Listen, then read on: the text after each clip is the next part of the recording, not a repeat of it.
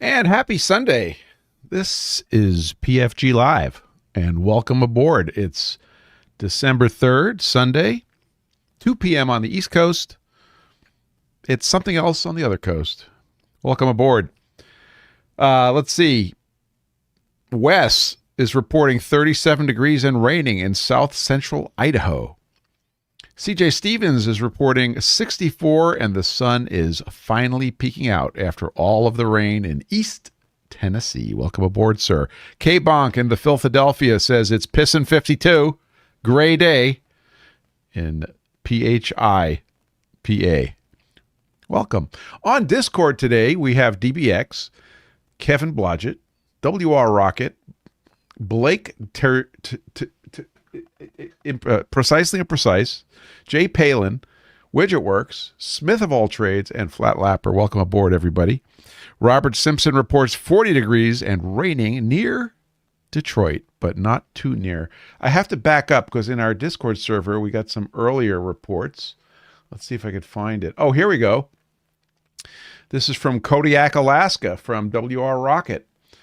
He reports at PADQ, that's Papa Alpha Delta, Quebec, at 1823 Zulu, winds are 340 at 8 knots, visibility 10 miles, in light rain.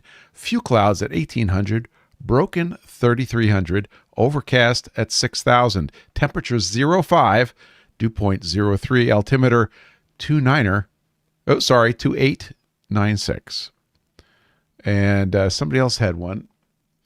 Let's see. That was from WR Rocket. And then DBX checks in from White Plains, and he says that at 1756 Zulu, winds were 090 at 13, gusting 18, visibility 2.5 miles, in light rain, mist, overcast 400, temperature 08, dew point 07, altimeter 2973. And the remarks are unimportant. CJ Stevens reports that the cat is running around the house, and that is awesome. Mr. Blodgett is giving us a METAR at Kilo Uniform Alpha Oscar at 1853 Zulu. The winds are 200 at 13, gusting to 1 knots, visibility 4 miles, in mist, broken at 1000, broken at 1500, overcast 2700, temperature 14, dew point 13, altimeter 2988. Let's see. Widgetworks says, yeah, 0 snow, plenty of frost, but that's it. That's a weather report. Who else gave us a weather report today? Widgetworks reports 0 degrees, science, 50% relative humidity, -9 degrees dew point, and the pressure is 1004 millibars. And sunny in Edmonton, Alberta. Welcome, sir. Precisely Imprecise, Blake is back with 44 degrees and cloudy in Rochester, New York, right over there. And just down the street at the other end of the driveway is Tuck, reporting cloudy at 47 degrees with a chance of rain in Buffalo, New York. Let's see, who else did we miss? Robert Simpson, no, we got you. Flat Lapper is here, reporting 36 and cloudy, 9 miles an hour in northern Illinois. It's getting chilly. Test Room 2003, welcome aboard, sir. Plus 0.5 degrees science. I appreciate the precision.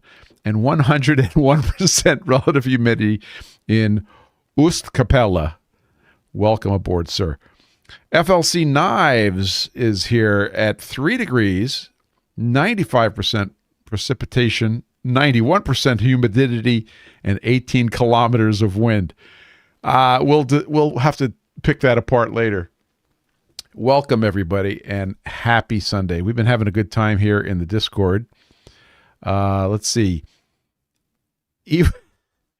Evil says it's 19 degrees science, 42% indoors, just cold enough to leave the snow on soil outside. First snow of the season in Ghent, Belgium. Awesome. Right now in Windham, New Hampshire, it's 40 degrees Fahrenheit, 99% relative humidity, and it is gray and rainy. The weather at Manchester Airport is 360 at 4 knots, visibility 7 miles and light rain, overcast 700, temperature 04, dew point 03, altimeter 2990. Remarks are unimportant, so welcome. I hope everybody has a cup of something to drink and is relaxing at home or working in the shop. I was working in the shop all day yesterday, all day today. In fact, a cycle just finished on the grinder, and I'll be heading down right after the show to keep going. But I'm getting caught up, and that's the important thing. We got cleaned out of everything. I think at the lowest, I think we had like one set of 4-inch round stones left, and that was it. So I'm working madly to get the orders filled this week. It's been a good week though. And actually today was the first of the gray weather. It's been pretty lovely this week. I broke down and took the truck, the Lightning, into a real car wash. So I've been nervous about, the new car and the paint and blah, blah, blah. So I've been using these touchless car washes. And after about 3, over the last bunch of months, 3 sessions in touchless car washes, I have decided that you need a touchful car wash every now and then. So I went over to a trusted place and I talked to the dude and I said, am I going to be okay with this truck in there? Oh yeah, he's fine. So took off the antenna, folded in the mirrors, ran it through the car wash, and came out beautifully. So that was a big relief that I can do that without damage. But I found the guy, and the guy, by the way, is in Derry, New Hampshire, right next to the Derry police station. I don't remember the name of the business, but you can't miss it if you go to the Derry police station. Hopefully unincarcerated.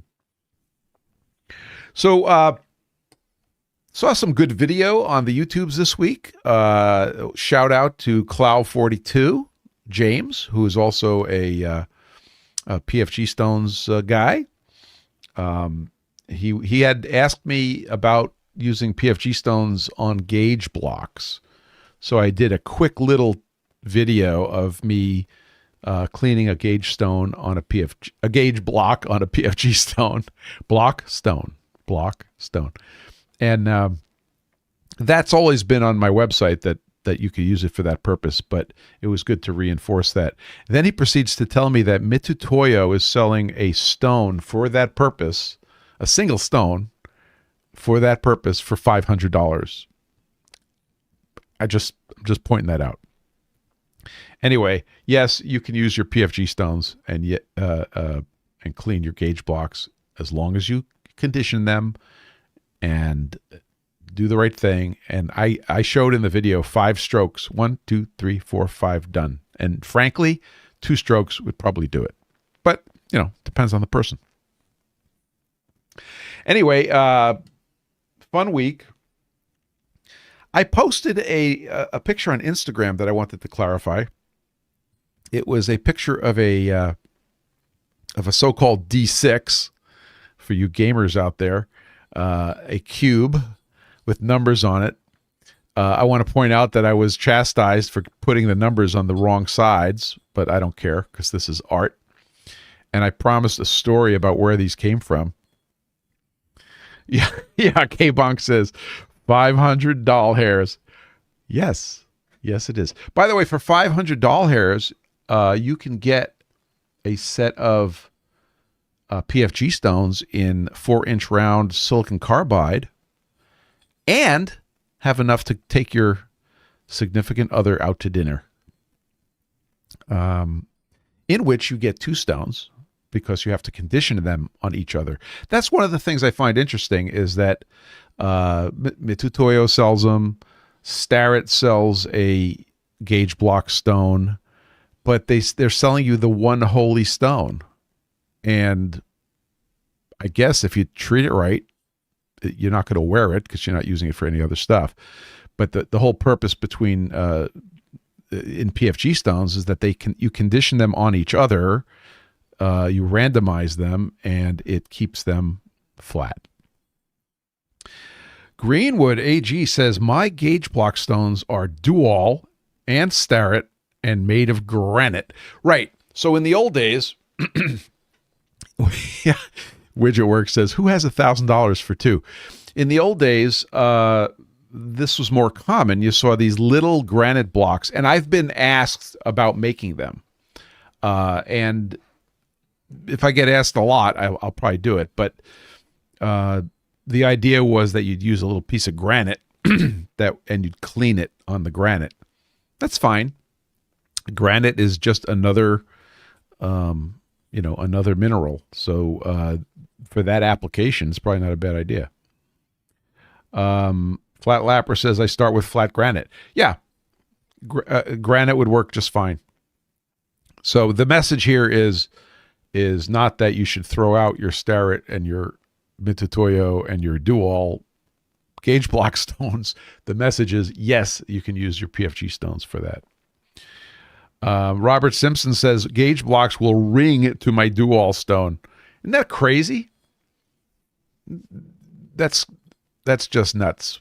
We still don't understand ringing very well. So getting back to this cube. So I showed this because this was a little bit of art therapy for me. Widgetworks says, I was taught by the old guy I learned grinding from to just clean the block on the granite, right? If you're standing in front of your granite surface table or surface plate, why not?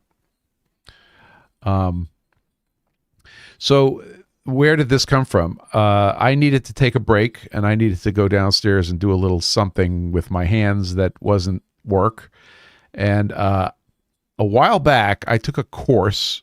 It was actually at Saunders Machine Works. I took a welding course with Roy Crumrine of Crummy Welding, and it was awesome. I think I've told that story before, but I think the class was limited to 6 people, which was kind of neat. And it was 2.5 or 3 days long at Saunders.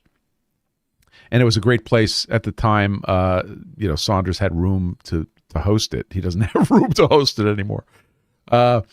And Roy was amazing. He's a fantastic TIG welder, and that's why I was there. But more importantly, only 2 people showed up, me and this other guy. So the 2 of us shared Roy for the whole course.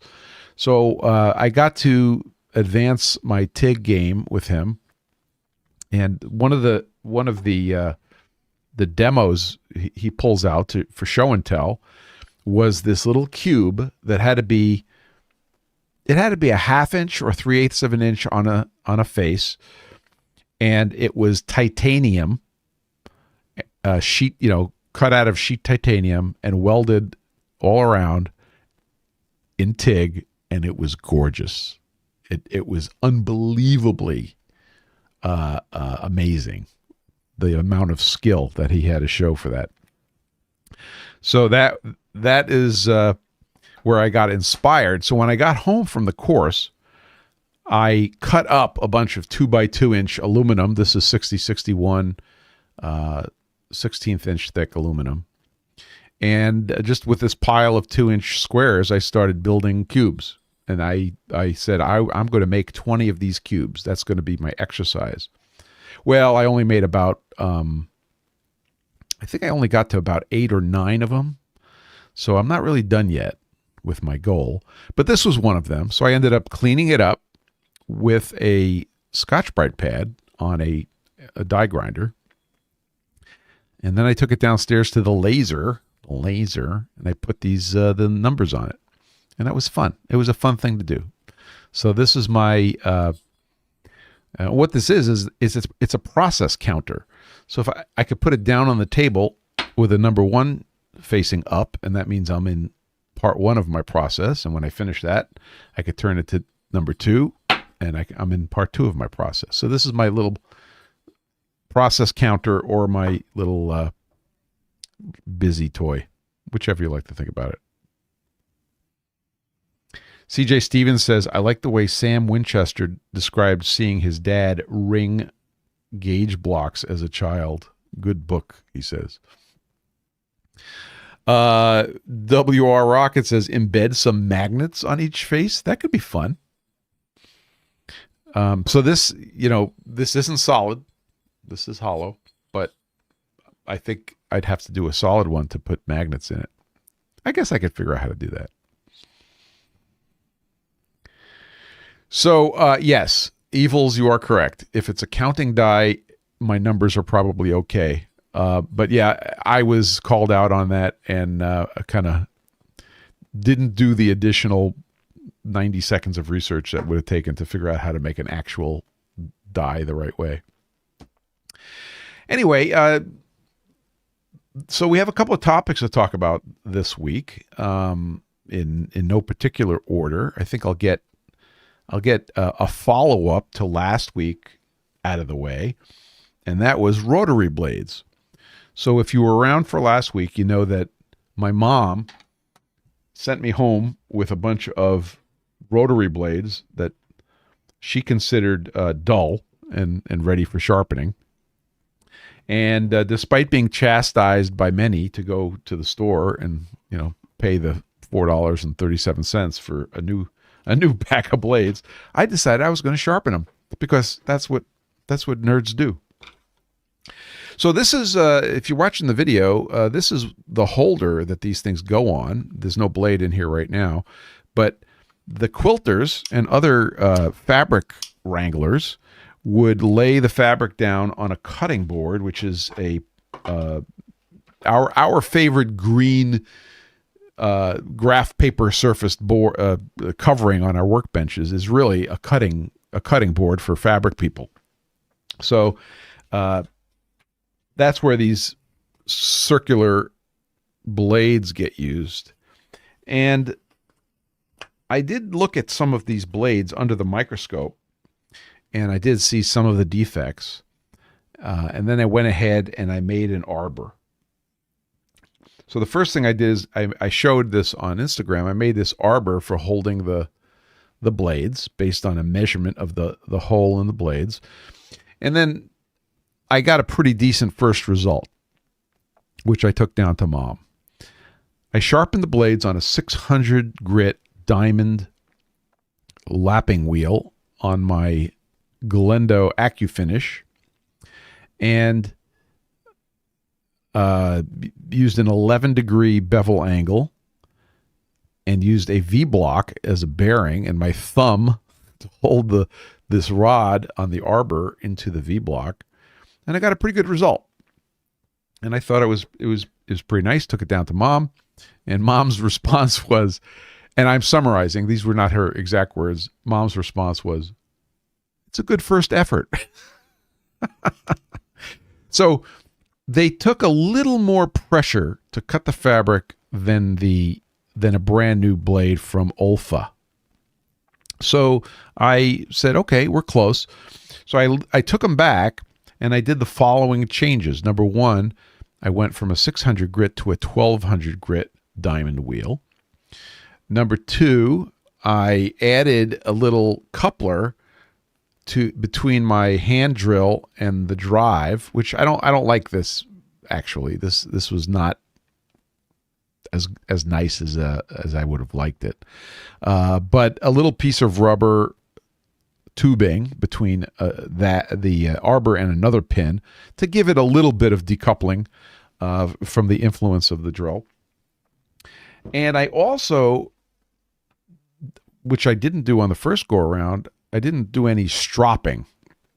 Now, I'm not an expert in sharpening of any kind, but stropping, to my understanding, is a way of removing the edge burr after a sharpening process. So the sharpening process, if it's making a very fine blade, is not only going to cut some metal, but it's also going to bend the tip over a little bit.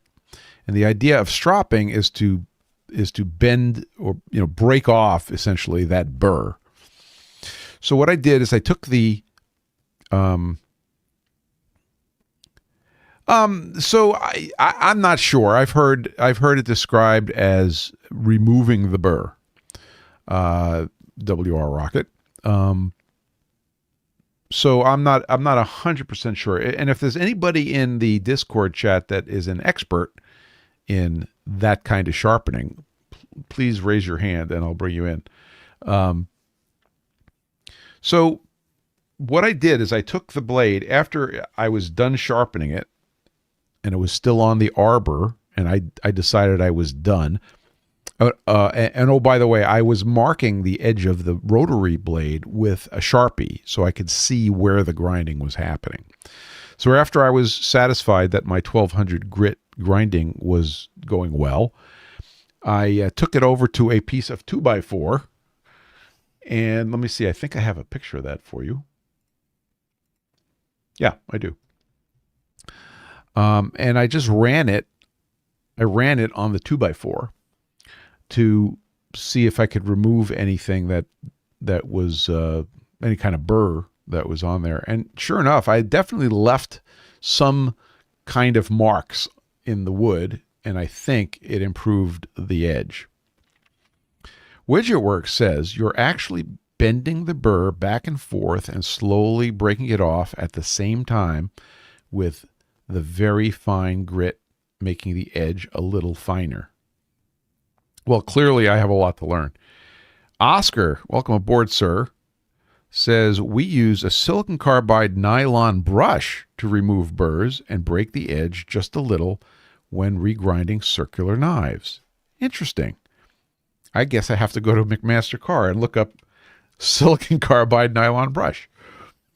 Robert Simpson says stropping will remove the visible wire edge created when sharpening a chisel edge blade. Green compound on wood works well for stropping. So, okay, I think I'm getting elements of all the right answers in what I was doing, and we'll see what happens. So I kind of liked the process, and microscopic examination indicated I was doing pretty good. DBX is showing us some microfine honing compound. Interesting. And Evil says, I think you should just be straightening the burr. If you break it off, you're leaving a breakage face, ? Not sure. I see. So it's a microfine honing compound and some genuine horse butt leather. So apparently you use a leather belt and a little bit of that stuff, and that does the old stropping.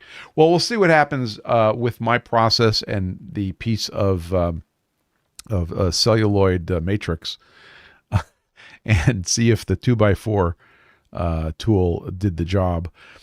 I did examine under my microscope. I wish I had a little more microscope power, but I did examine under my microscope the edges of the blades, and the new process definitely looks better than the old process. So now I'll have to go down to see Mom, maybe even get more food, and test on some fabric. And my goal, I have a simple goal, is Mom telling me that it's better than the new blades. That's all I want. If she says it's better than the new blades, I'm happy. Yeah, so Evil says stropping isn't an abrasive process, though polishing the edge has its use and is also called stropping. Interesting. Flatlapper says he uses an old leather belt, 6 or 9 micron diamond paste. Interesting. I have all of the above, so maybe we'll give that a try. So the other part of the whole Rotary Blades story is that I was encouraged. I think that's the kind word. I was encouraged to make a 3D printed holder for these blades. Right? I'm not going to just bring them back taped to a piece of 3x5 card, which of course is exactly what I did. So I started thinking. I didn't take any action, but I started thinking about a 3D printed case for them. Well, when I got down to Mom with all the blades taped to 3x5 file cards, she shows me these cases that she had from buying the blades. So these things must cost, all of 2 cents. and they already exist. So I have struck the 3D printed housing for the circular blades off of my list because these things already exist. K-Bonk says, on a circular blade, do you run tangent to the OD? So the way I've been sharpening it has been parallel to a radius. So exactly the opposite of tangent. So I have the sharpening blade, when the grits are cutting, they're cutting down a radius line. I think that answers your question, the way I'm holding it and running it. And I think that's the appropriate way. The other thing I would like for the Glendo is, I know they made a ceramic disc, and then you could put whatever compound you want on it. I'd like to find one of those. Might have to buy one new, but that's another process that I'd like to try. So that's the update on circular blades. I think we had a measure of success. I don't think I'm done. I think we have to improve the process a little more.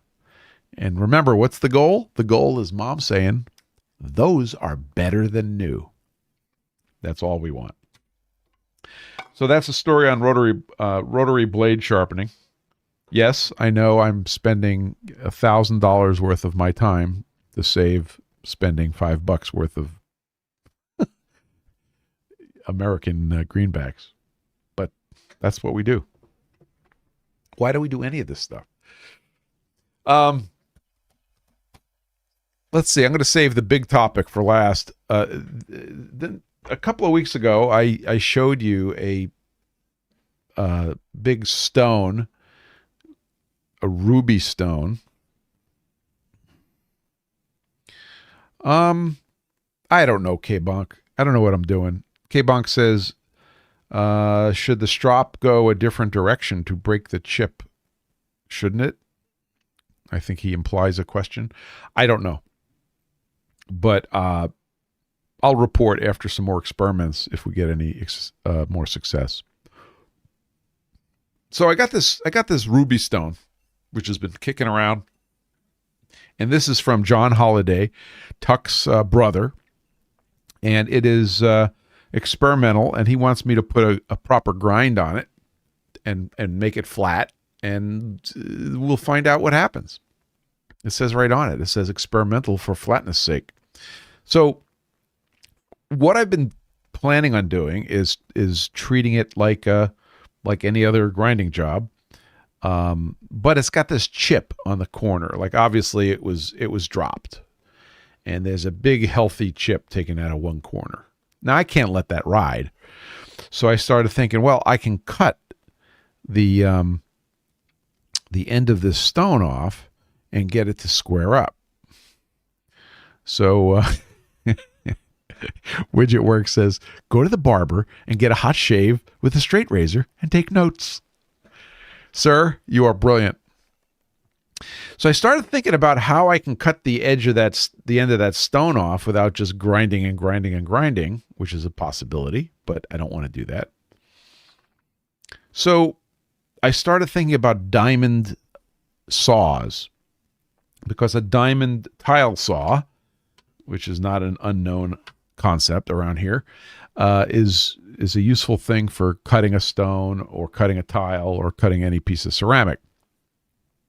So I went down that path, and it turns out that if I go down the street to Home Depot, I can buy for about $20. I can buy a diamond saw blade, 7 inches, for my diamond wet saw for cutting tiles. $20. So then I said, well, let's take a look at this thing. Well, a diamond saw has a hole in the middle, which is either a 1/2 or 7/8 inch. Frequently, they have a bushing, so you could change it from 7/8 to a 1/2. Hey, Machine New Zealand is here. Welcome, sir. He says, good morning, all. At work listening. Weather report. Rain, rain, and more rain. But warm. Well, I guess it's rain all over the globe today. So welcome.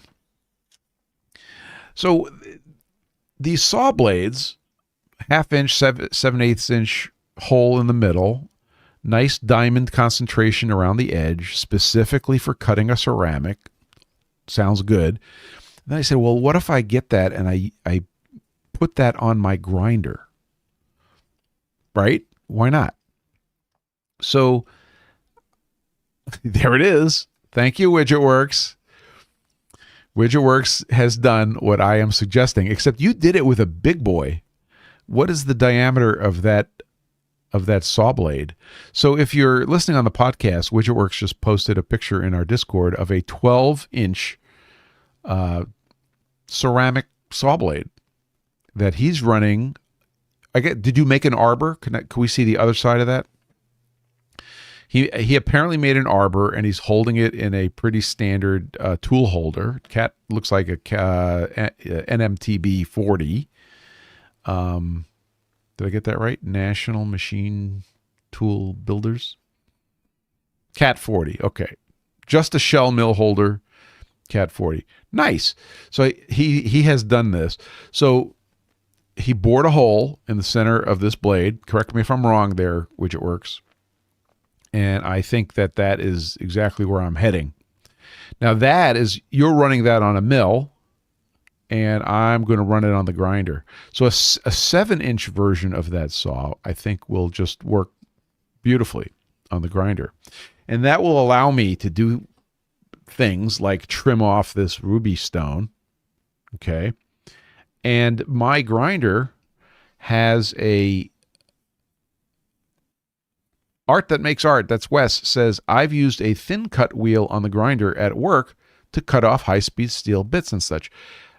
Yes. So I have done the same. And I have a holder that I'm using for, I think, I don't remember the width. It might be 0.62 or 1/16 inch wide aluminum oxide cutoff wheel. I have run those. I've also broken those. They're fun to break because they actually break. So this isn't that different, except for the fact that we're going to take a blade that has a 1/2 inch hole, and we're going to bore or otherwise machine a hole in it to go onto a 1 1/4 inch arbor. So my grinder, I'm holding up to the camera a Sopco. This is either a 100 or 200. I think this is a 100. This is a Sopco 100 hub. No, this might be a 200. So this is meant for 3/8 inch to 3/4 inch wheels, and the center hub is 1 1/4 inches. It's designed to go in a 1 1/4 inch hole, and it provides the taper to go onto the spindle of the grinder. So we would have to open up that blade to 1 1/4, and then we'd have a tool for the grinder for cutting stones of any type. So it's not the first time I've done a thin blade, but it's the first time that I'm going to be modifying a saw blade. So the question is, what do I need to know about machining the saw blade? To the best of my ability to determine, there was nothing going on in the vicinity of the center where I'm going to be machining it. Yeah, WidgetWorks says it's just steel. Yep, I get it. And so Wes, when you say you used a thin cut wheel on the grinder to cut off high-speed steel, I assume you're using the same wheel that I've played with, which is meant to go on the 1 1/4 inch hub. So that's the plan. I went to McMaster Car, of course, and I ordered a. No, I take that back. I went to Amazon. And I ordered a $20 blade. So that'll be here on Wednesday. And then I got to figure out how to hold it. Just another exercise in work holding, and I will cut myself an 1 1/4 hole, and we'll see what happens. But that'll be fun. So if you're listening to this, and I'm sure you are, Tuck, that's what we're going to do. You could tell John I don't think John's on. We're going to cut that guy right off and square this guy up, and that'll work. So the other plan for this is I'm going to run a 100 grit resin bond diamond wheel on this. Okay, that's the plan. Very dense material, these ruby stones. And these were cheap. WidgetWorks posts a photo of a Lennox blade, Metal Max, and he says these work amazing. Cool. I'm not sure it wasn't a Lennox that's coming. We'll see. When I get it, I will share it with you, and we'll let everybody know. But I'm pretty excited about making that happen, so at least we have that capability. And before you ask, because I know there's at least a couple of people that are going to ask me, am I going to use that setup for cutting the bevels on the stones? The answer is no. My process for making bevels on PFG stones will not change. This is not part of that process. And there's a whole bunch of reasons for that, which I don't think I want to get into right now. But the biggest one is my current process works great. It's one setup, and it's a walk-away process. If I try to use a saw to saw off most of the material and then grind the rest, that's two setups, and it's definitely not a walk-away process. So that's why. So there, we answered that question before it got asked. So if there's any questions on that, or comments or teaching to be done, let me know. But I'm pretty, I could see the end of the tunnel on that project. And we'll see how that goes. I don't know speeds and feeds yet, but I think we just turn it up to 11 and go. So, what else is cooking? I asked the question on the Discord server. I said, guys, what's the current topics that you need to talk about that's at hand? And I got a lot of people saying workbenches and work tables and that sort of stuff for the shop. It started with Unix Carbide, because he just moved his shop and he's rearranging and he needs to set up a new bench. And we were talking about, well, what do you do for benches and how do you build benches and where do you get the stuff? And that was a very interesting topic. So your input is of interest. I will tell you that the grinding department went through a couple of iterations. I had a big table, almost like conference room table, like 6.5 feet long, 30 inches wide. And that used up so much space in front of the grinder that it had to go. So I got rid of that. Greenwood says, where does one get cheap ruby stones? My Geiswein stones were anything but cheap. So these are allegedly off of eBay, and they're from China. No, I'm sorry. These might have been off AliExpress. You can get these on AliExpress for cheap, dirt cheap. Okay. Of course, their flatness is not guaranteed, but we're fixing that. That's the whole purpose of this experiment. Blake says, I cannot be trusted with large flat surfaces in a workshop. Yes, they get covered with stuff. So that was part of the thinking that I went through in the grinding department. So I ended up with my current setup, which I'm very, very happy with. And it is a Home Depot Husky toolbox and table. I think the dimensions are about 30 inches by about 60 inches, maybe 50 inches. I don't exactly remember. And the top is butcher block. And it's really nice. And the drawers that's where all of the grinding department stuff is stored. And it's on wheels. Now, the reason it's important for me for that to be on wheels,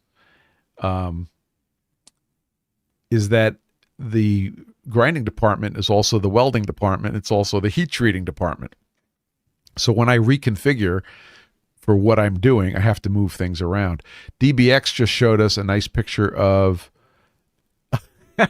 of a toolbox, cabinet and toolbox where the top is slanted. Aha! The Dutch tool chest design. You can't pile stuff on it because it's not flat. Evil says, remember, PFG stones are a good indicator of a need for cleaning the shop. What does that mean? If you start considering putting stuff on them, it's time. Do not put stuff on your PFG stones. That's what the lids are for. That's funny. So I was strangely impressed with the quality of the Husky toolbox. And of course, you can go to Home Depot, and frequently they have them set up and you can see it and poke it and kick it, and it worked out great. Very happy with it. Now, one of the questions that came up was, well, I'm putting equipment on it. Is it sturdy enough? Is it stable enough, et cetera, et cetera. And that's, you got to decide on what kind of equipment. Down in the 3D printing department, I don't think it was at the same exact time, but I bought a Husky work table. Also very impressed with the quality. It was a adjustable height table, so you could set it to a bunch of different heights with a bolt in each leg. Butcher block top, which I loved, and that's been doing a great job. That's actually the inspection area. It's in the 3D printing department, but it's in the basement, which is constant temperature, relatively speaking, and that's why it's down there. So I have a small surface plate there. I have my electronic gauge amplifier, and that's all sitting on this table, and it's quite nice. So I can recommend those. Widgetwork says, I subscribe to the Buy Once and Cry Once Club. I have Rousseau roller cabinets. They don't give them away, but modular drawers and 400 pounds per drawer capacity make them a forever purchase. That sounds a lot like the Vidmars and the what's the other one? Help me here. Lista, thank you. The Listas and the Vidmars, same sort of deal. And I have a bunch of, almost an equal number of Listas and Vidmars in the shop that were all purchased used, and they were all worth it. Nice picture of a Lista in the Discord chat. Excellent. Flatlapper says, recently I settled on the Huskies rolling cabinets. Very good, plus rising tops. Yes, I have one of the... I also have a Milwaukee. My toolbox that has has a lot of my bigger tools in it is a Milwaukee from Home Depot. Very nice quality. K-Bonk says the Harbor Fraught stuff has ramped up quality a lot. That's good to hear. Robert Simpson points out that the plastic casters are the weak point on the cheaper boxes.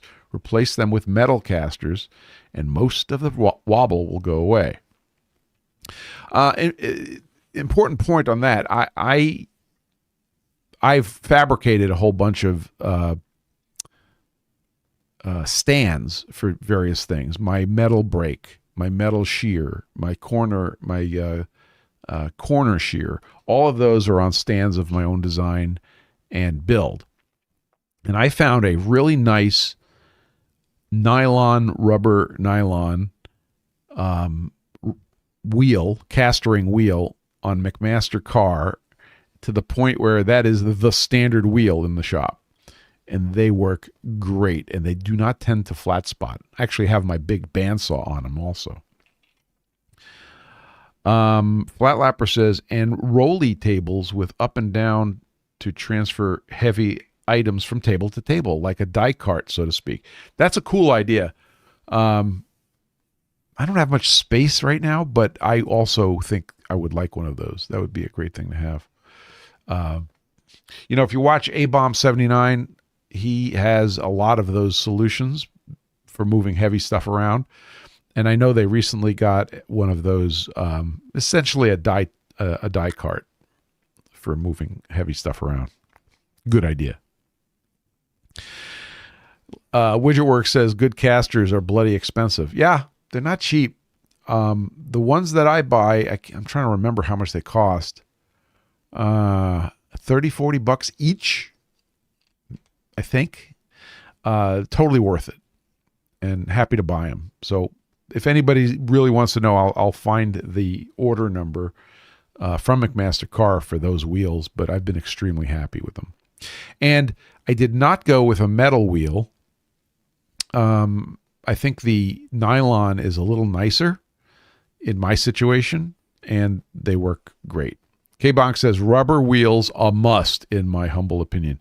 Yeah, so the ones I'm using are nylon on the outside, then there's a rubber on the inside for a little, shock absorption, and then the core is rubber. So it has a little of everything. Paul Morley is here. Welcome aboard, sir. He says, I have 2 5-drawer Bott Kennedy cabinets from auction. Each 30-inch deep drawer has a 250-pound capacity. One of my favorite tools. Excellent. That's a good name. I haven't heard that name before. So Widgetworks agrees with you, K-Bonk. He says, never metal tires. They chew up the floor. And I agree. I went with the nylon. DBX is showing walnut lifts used to make space underneath, but also greatly remove wobble. So he's got a wheel sitting on a puck made of walnut. I prefer rosewood on mine. In fact, I like the rosewood with the gold inlay. I think it's more stable, unlike us. Very nice. Robert Simpson says, any issues with flat spots? I changed to metal after rubber started getting hard to roll. So the nylon ones that I've been using should be flat spotted, because sometimes they'll sit in one place for a long time. But I have actually not experienced any flat spots that don't go away, which is pretty neat. Another thing I've done on my carts, of course, this is now getting back to custom building your own, is I weld on threaded nuts for jacking them up on jack points so that you can lift them up off the wheels. And my compressor was on this for a long time before I got the Kaiser. So if you're going to fabricate your own, use the casters of your choice, but you could also put a place to jack the thing up on jack screws and for having the thing sit there permanently. K-Bonk says, I block frame, not wheels, had a bad experience with flat spots. Yeah, so my suggestion is a compromise where you jack them up to get them off the wheels. It's just as stable, and it works great. And I made some pucks out of stainless steel that I had kicking around with a dimple in the middle, and that's what my compressor lived on. I had an anti-vibration pad, then a stainless steel puck, and then my jack screw landed on the stainless steel puck, and it lifted it right off the wheels. The nice part is you could put it down back on the wheels and roll the thing anywhere you want, and it's easy. Okay, Bonk says, toe jack love. Well, if you must. Widgetworks says, I have some roller cabinets with an excess of 2,000 pounds in them and no problems with flat spots. I'll have to check what material the tires are. Hold, please. Can everybody just imagine music on hold while Widgetworks looks it up? So that was my experience with the nylon. They also have not flat spotted, which I think is pretty cool. And I'll double, triple confirm this. And later today or tomorrow, I'll post a picture of my favorite casters on Instagram. But those have worked extremely well. Flatlapper says those have they have those retractable casters for less than 1,500 pounds or so. Yeah, my laser comes with retractable casters. They're actually not retractable casters. They're casters. I think they're casters with a collar around it, and then the collar gets screwed down, lifting it off the caster. Yep, those exist. We're still on hold with WidgetWorks here. Anyway, interesting. So part of the discussion we had on Discord yesterday was, making your own versus buying, and, getting a very, very stable bench. I know I had huge success in building 2 of my workbenches when I picked up what essentially is an MDF desktop with a laminate on top, and then I built the frame that holds it out of, wait for it, 4x4s, and that worked awesomely well. WidgetWorks is reporting in polyurethane. Thank you very much. Yeah, so polyurethane is another one of those materials that I think will not take a set. It will bounce back. So polyurethane wheels. Interesting. Cool.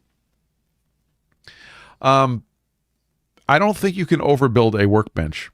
I think the heavier you make them, the stiffer you make them. And by the way, heavy and stiff are 2 different things. You could build a very heavy, a very wobbly workbench if you do not understand triangles.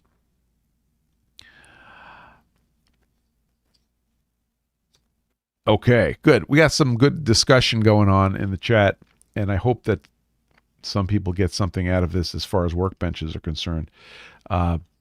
And I will post my casters on Instagram, and also I'll put the link in the links page, because I think they've been fantastic. They have been withstanding the test of my abuse quite nicely. So stay tuned, and if you haven't joined us in the Discord server, you're welcome to do so. Just go to the links page. You'll find an invite link to the Discord server, and you can join in on the discussion in real time, because that's worked out pretty good. Well, I'm out of topics for the week. Any of you guys have questions or updates? We will address them now. I know that everybody's been having a busy week. We're coming up on the end of the year, and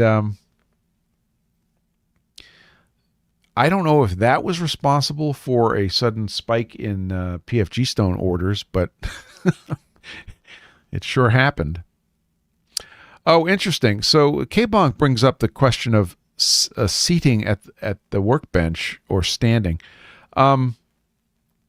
Personally, I don't think I use any of my workbenches except for one in a sitting position.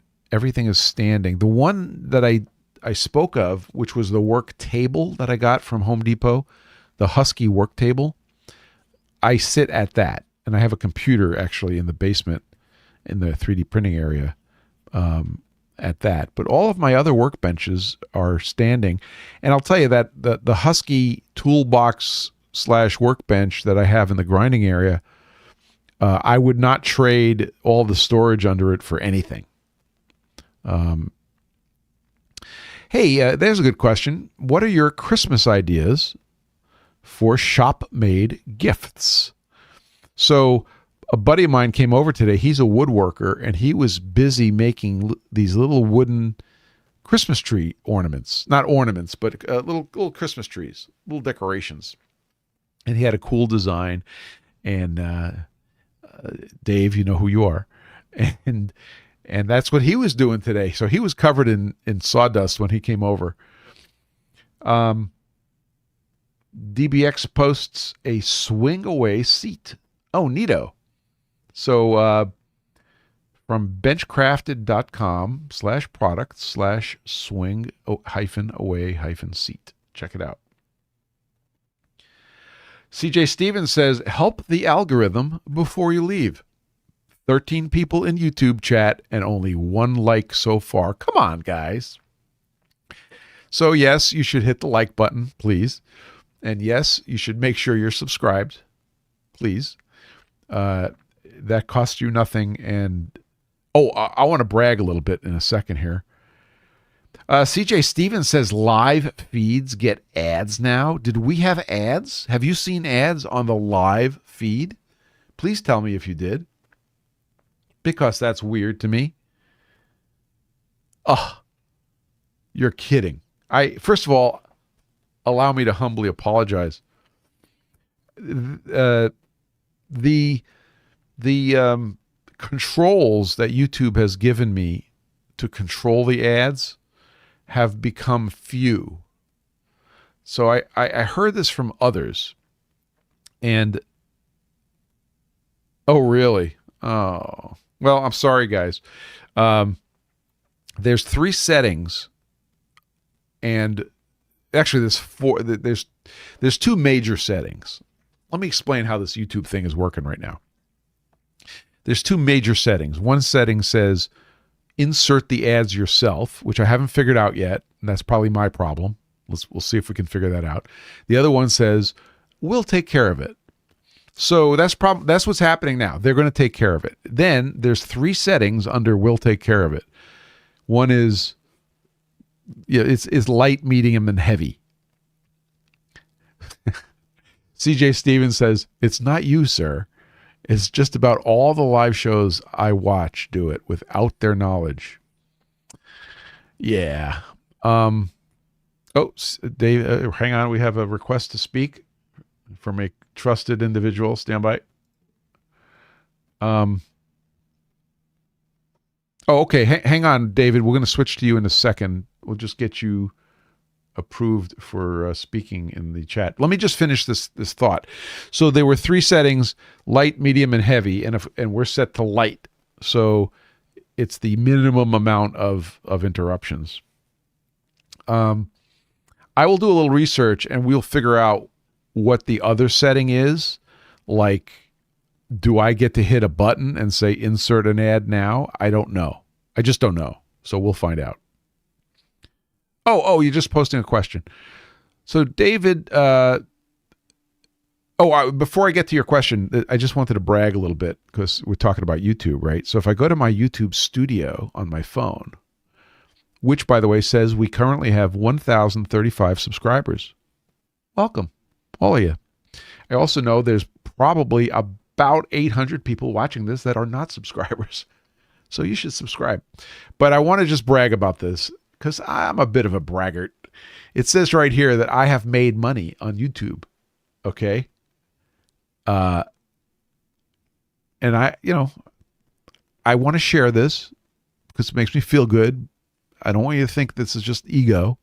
Evil's incorrect. Evil says a nickel. No. Incorrect. Dude, this is a highly subscribed show with an amazing host. I have made. Are you sitting down? Is everybody sitting down? You guys in Discord, you strapped in? You ready? Yes, I made YouTube money. Ready? Where is it? $6.72, baby. Okay? I could probably get 2 orders of sushi.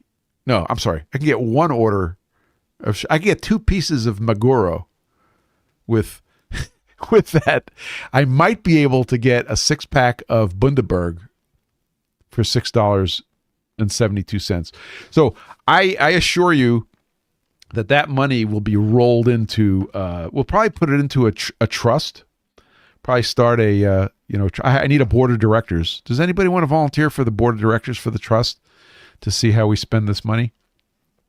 But I was talking before we started, I was talking about getting a new set of headphones that don't seal, that are the open kind, because I kind of need that. You notice I'm wearing one on, one off.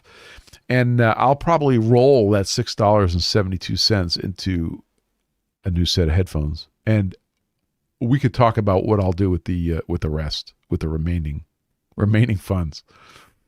Anyway, I appreciate you guys. Thank you very much. And a bone conducting headset, I don't think I'm doing that yet. That's a little it's a little extreme for me. I don't like the thought of the screws for attaching them. The screws that attach them. I don't think I like that. Okay, you guys have a great week. Do something great in the shop. I know I'm going to the shop as soon as this thing is posted. I have to go back and make your PFG stones. This is brought to you by PFG.Stones.com, where we ask the question, if you're not flat, you're not where it's at, which isn't a question. See what I did there? Take care, guys. We'll see you next week. If you're sticking around in Discord, we'll see you in the after show. And stay safe. Have fun. We'll catch you later.